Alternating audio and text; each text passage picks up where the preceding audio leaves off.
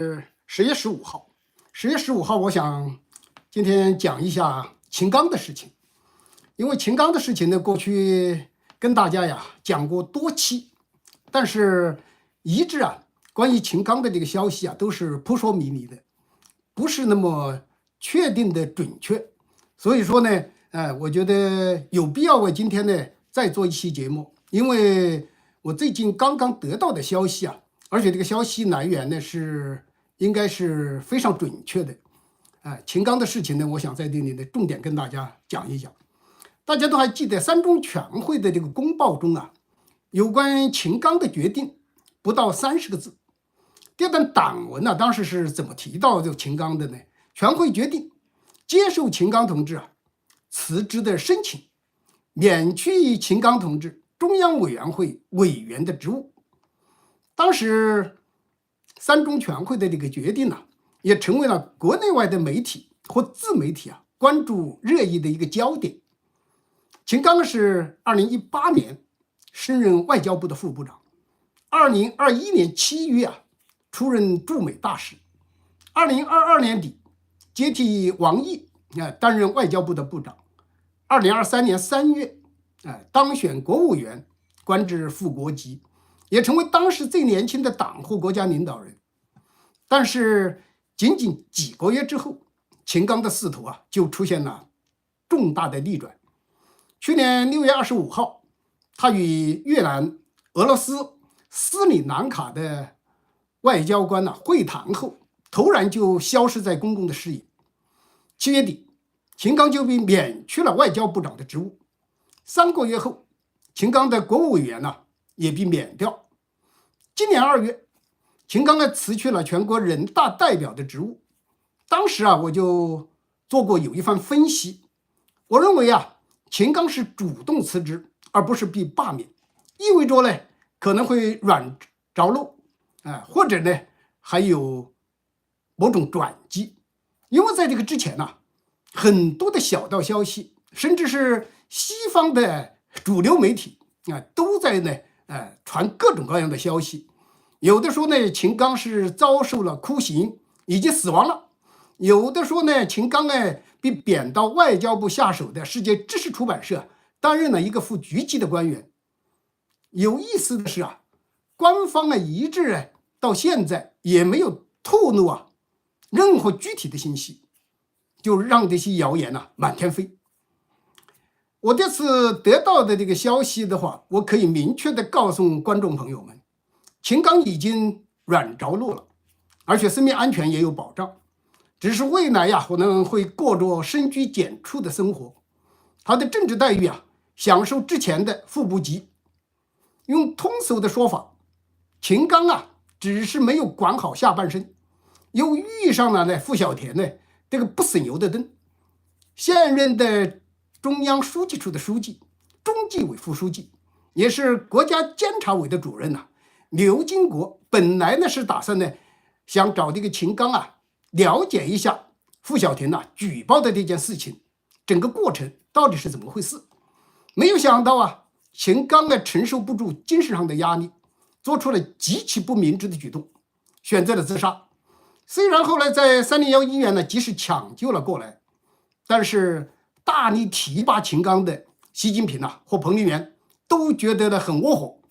如果秦刚不选择自杀，主动的跟习近平或彭丽媛说清楚这件事情很可能就一笔勾销了。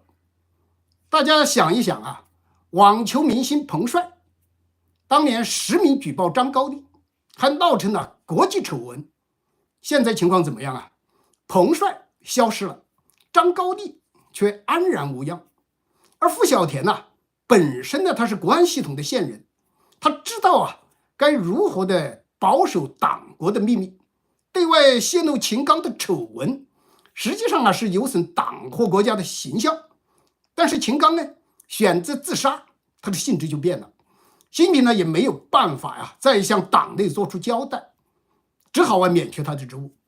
但是秦刚在政治立场上，在贪腐的问题上都是经得起查的，特别是他对习近平的忠诚度很高，在外交部可以找不出另外第二个人秦刚在担任礼宾司的司长那个期间迎来送往这个过程中可以说是细致入微，深得习近平或彭丽媛的认可或赏识。当然，有关秦刚的话题一直在延烧。我们看到三中全会开了之后，当时这个有众多的资深媒体人当时联合组成的一个中媒会，还有香港这个中共的主要媒体大公报、文汇报当时都率先发文标注免去秦刚同志中央委员会的职务。而且这个发帖出来之后吸引了大批的网民留言讨论，多个省市级的媒体公众号也纷纷的跟进这个更新秦刚的最新的动向。然而秦刚到底是什么原因突然被拿下来？三中全会的公报中也没有解释，屈职可以说是莫名其妙。这件事本身就是不正常，也让习近平很丢脸面。毕竟秦刚是他亲自选定的副国级的领导人，而且从一个外交部的副部长可以说是连升几级，成为了当时最年轻的副国级的领导人。当然秦刚自己也没有想到，他也没有想到他会越过了当时的外交部的常务副部长，然后能够问鼎到这样的一个高位。你比如在外交部当时任职的这个副部长中排名第一的是骆玉成。骆玉成呢，仅仅只是在提到了对俄罗斯的支持上不封顶，最后被调离了外交部，到60岁就退休了。上不封顶这些话本身呢是他代表习近平说的，并不是他自己头脑发昏说出来的。但最后骆玉成呢成为了一个替罪羊。秦刚辞职的背后的深层解读，我认为从他的崛起到辞职再被免职的过程，还是有很多值得跟大家再分享一下的。20届三中全会接受秦刚的辞职，并且呢还赋予他同志的待遇。这个决定首先就表明秦刚的职务和权利被剥夺了，但是并没有完全的把他排除在中共这个组织系统之外。秦刚迅速崛起的这个过程我觉得也是值得再说一下的。秦刚出生在天津，大学毕业之后他一直在外交部工作，曾经在多个的重要职位上表现的还是不错的。从外交部的新闻发言人到驻英国的公使。2010年9月秦刚胆战的出任了英国公使。那个时候呢，他认识了具有国安背景的交际花傅小田。那个时候秦刚的级别太低，并没有被傅小田看上。傅小田那时候他最想结交的是年龄比秦刚大10岁的驻英大使刘晓明。2011年12月，秦刚从英国的公使任上调回国，担任新闻司的司长。而秦刚进入习近平或彭丽媛的视野是到了2015年1月份，担任外交部礼宾司的司长之后。那个时候秦刚小心谨慎，大事小事他都是亲力亲为，尤其是习近平出席的各种外事活动，他安排的非常之细致，可以说挑不出任何的毛病。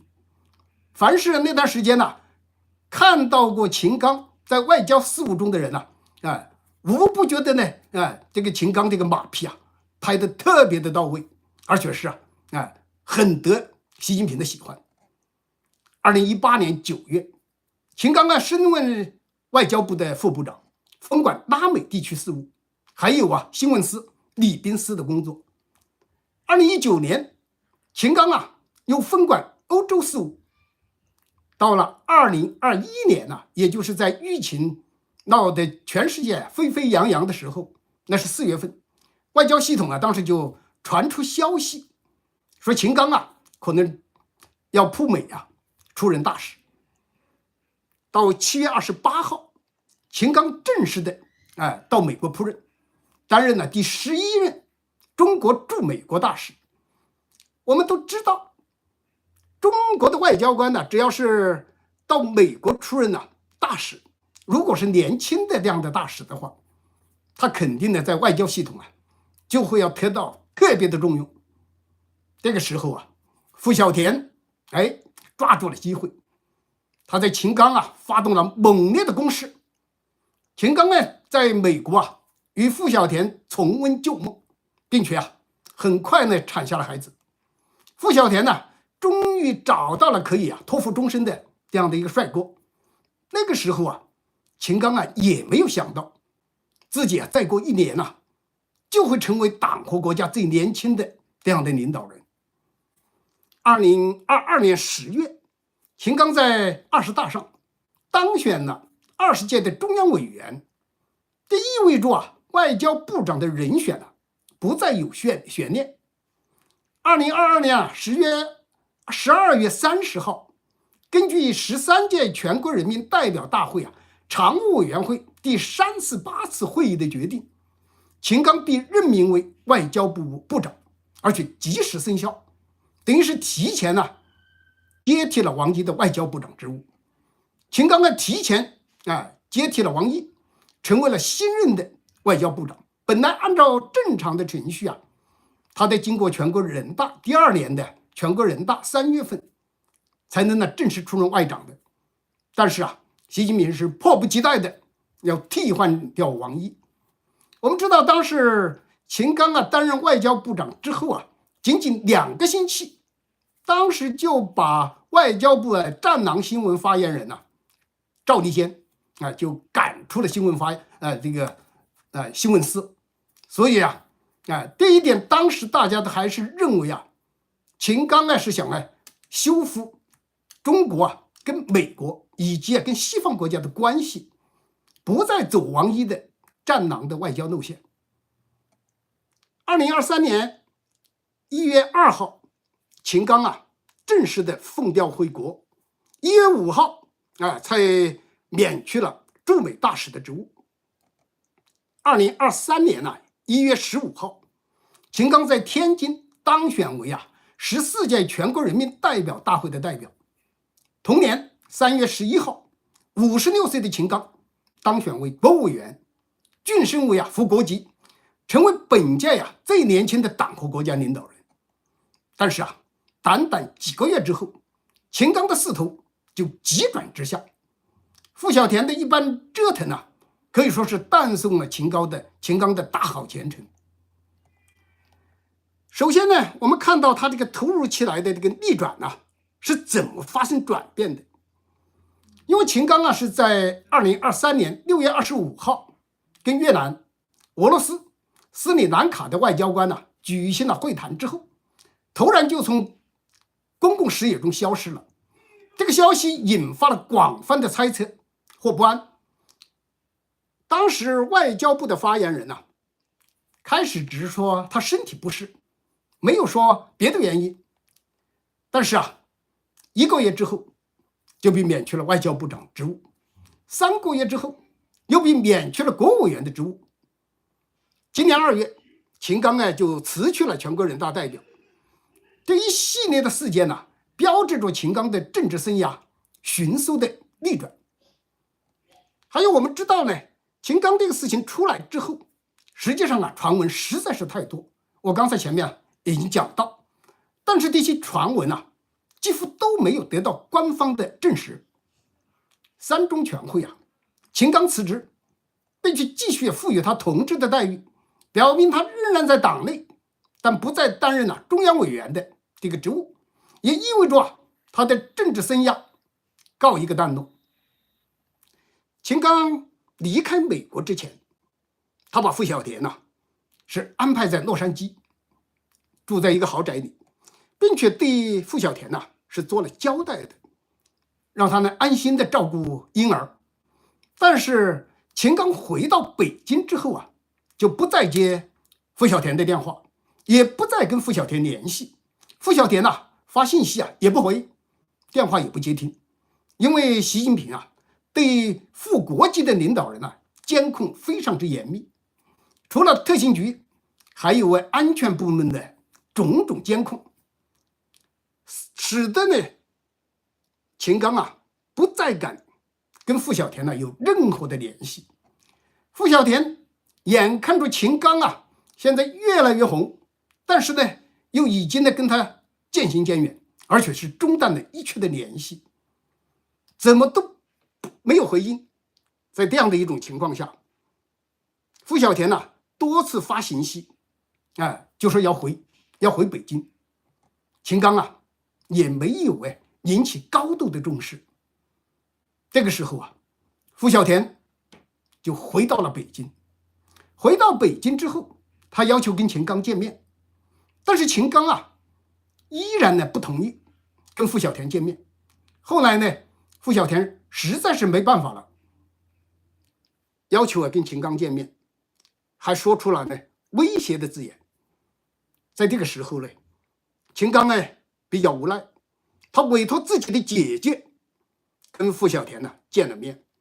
见面之后，好言相劝，说有什么困难，想办法会解决，但是啊，你要体谅秦刚现在的难处。如果你不想带孩子的话，可以把孩子交给秦家人来带，也恳请傅小田识大体，顾大局。傅小田当然不会答应了，他哭哭啼啼，一定要见秦刚。在这个时候傅小田做了一件呢极其愚蠢的事情，他跟身边的闺蜜透露了自己的孩子是秦刚所生。这样的消息实际上是很容易传播出去的，很快就传到了党内。作为一个迅速崛起的年轻的党和国家领导人，秦刚在外交系统也好，或者在党内也好，还是招致了很多人的眼红的。许多的资深的外交官比秦刚的资历要老得多，比秦刚的能力要强得多，但是都没有得到提升。就连王毅实际上也心怀不满。王毅是万万没有想到是秦刚来接替外交部长的，因为王毅推荐的人选根本就不是秦刚。中共他这个内部的权力斗争通常隐秘又复杂。秦刚和傅小田的丑闻实际上就成为了一个这个政治权斗的这样的一个砝码。傅小田本身是国安部门早年就培养的一个新闻工作者，他在秦刚不肯见面的情况下，他最终选择了向中纪委来举报。他托人将自己和秦刚以及私生子的事情举报到了中纪委，而中纪委恰好负责这个事情的，收到这个举报材料的是中央书记处的书记、中纪委副书记、国家监察委的主任刘金国。刘金国是习近平重用的河北人，秦刚实际上也是河北人。刘金国比秦刚年长11岁，他出于对秦刚的关心和爱护，他找秦刚谈话，想了解一下情况，然后再决定怎么样去上报。没有想到秦刚知道了傅小田把这件事情举报到中纪委，一下子就瘫软了，万念俱灰，就觉得就没有办法解释清楚这件事情，还会背负欺君之罪。结果他就选择了自杀。秦刚自杀之后习近平和彭丽媛才知道这个消息。开始以为秦刚还有其他的问题，特别是这个怀疑他跟前朝的遗老遗少是不是有些牵扯。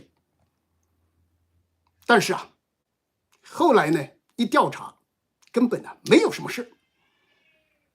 因为秦刚过去是一个在外交部可以说是一个很平庸的这样的一个官员。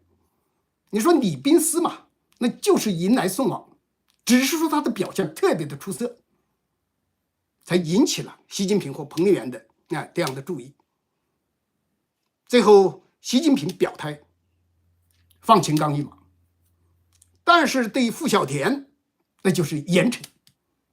可以说啊，傅小田的下场比之前的彭帅呀要凄惨很多，很可能在狱中啊要度过很多年。这就是我得到的最新的这个消息。